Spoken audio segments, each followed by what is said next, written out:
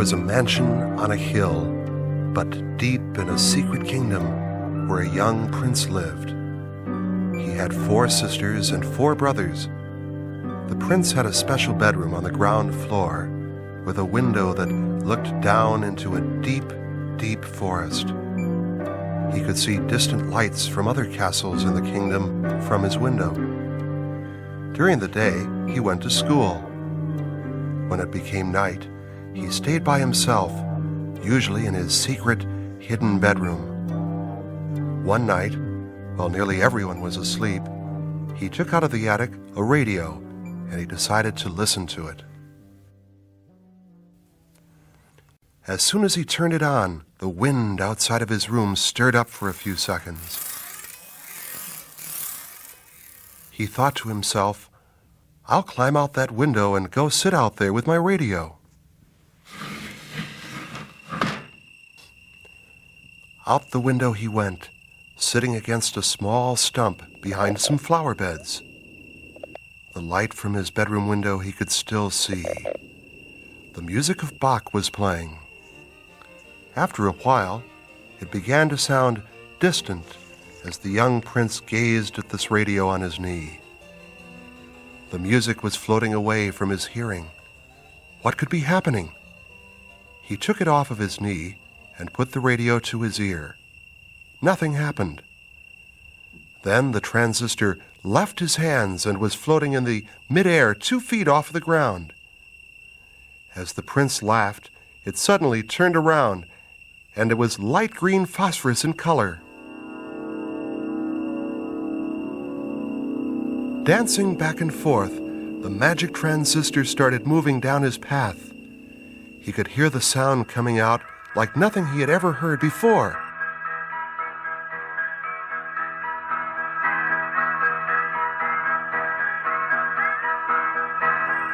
The trees were getting closer together, and flowers glowed with tinges of magic light as he followed, thinking to himself, "What's going on?" The transistor lifted slowly up to the top of a little tree and sat there while it slowly became louder to where the prince could hear it clearly. Fireflies shot across the path in front of the prince. He turned around and couldn't see the light from his window. There he was, watching, all alone, all by himself. He got a hunch to get back to his room, and he turned and ran right back.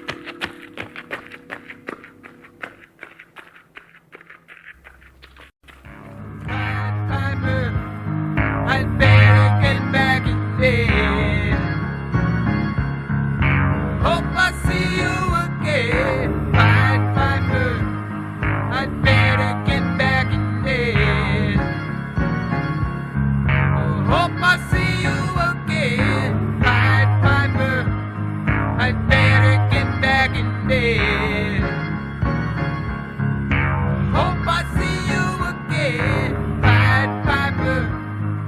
Storm is running along.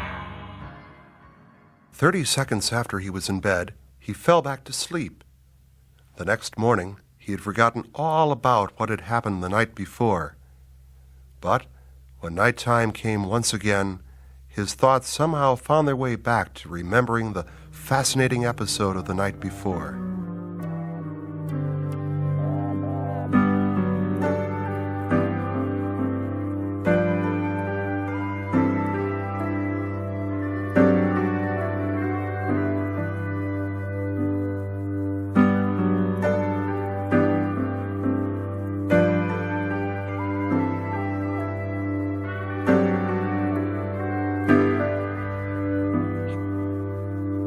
He turned out his bedroom light and sat in his favorite chair. Thoughts danced through his head for a while. "Suppose I went to check and see if my transistor is still down there," he said. "I wonder what would happen." He sat up in his opened window, looking quietly down at the path. A firefly flew in his room and flew right out again. Down jumped the prince, and he went again to find his radio. Magic transistor. glowing magic transistor radio, glowing magic transistor radio. As he made his way, he could hear something once again. There was that transistor up on the same tree. Then, from inside of it came a strange voice.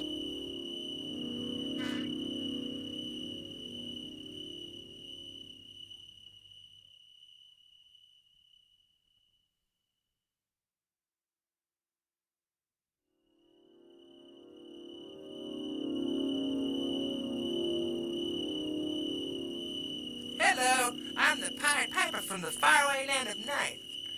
Nobody knows anything about my existence. I only want to have no kids. Late at night, when people are sleeping, I go into their old radios and turn them into magic transistors and fly outside with them.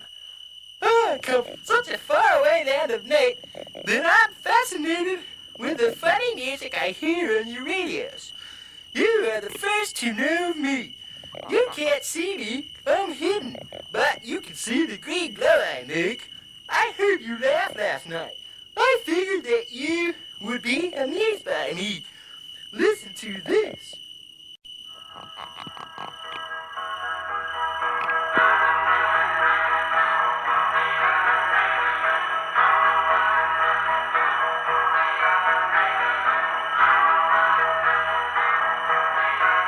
Then the prince heard something he never knew could be.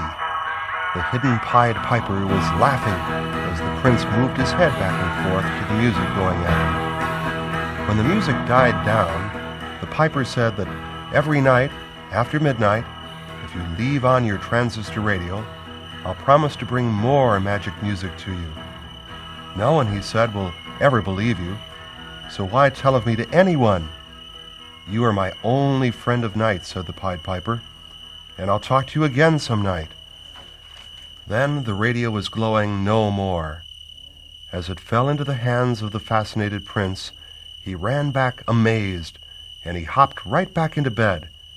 That night, he dreamt all night, mostly about his radio and his friend, the Pied Piper.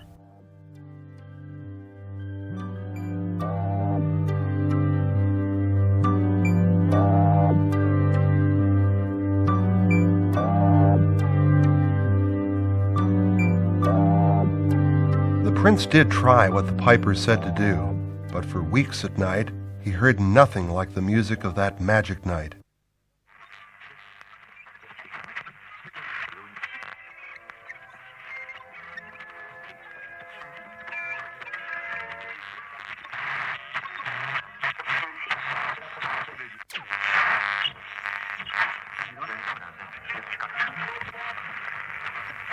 That Pied Piper must have been joking, he said. There's nothing but Bach on this radio. I'm going to throw it back up in the attic for good. This, he said, disbelieving the young prince so loud that two of his brothers overheard him. The next day, those two brothers took the radio from the attic and turned it on. There it was. The music had to have been from the Pied Piper himself.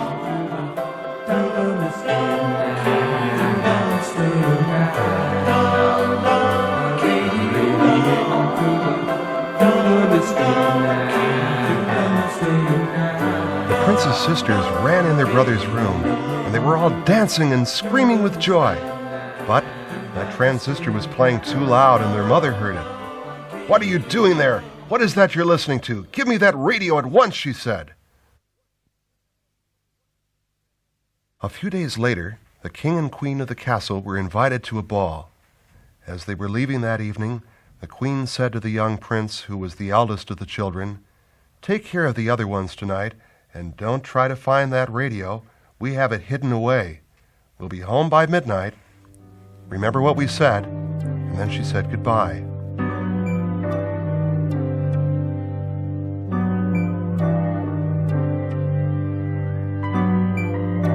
The children's mother left.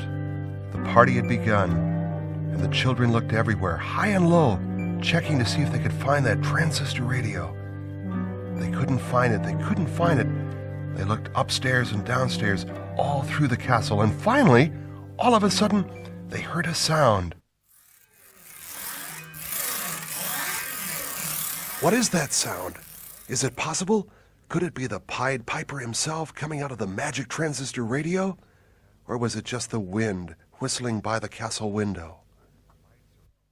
No one knows if the mysterious Pied Piper of night was the one who came back to visit the princes and princesses again. But if you have a transistor radio and the lights are all out some night, don't be very surprised if it turns to light green and the whirling magic sound of the Pied Piper comes to visit you.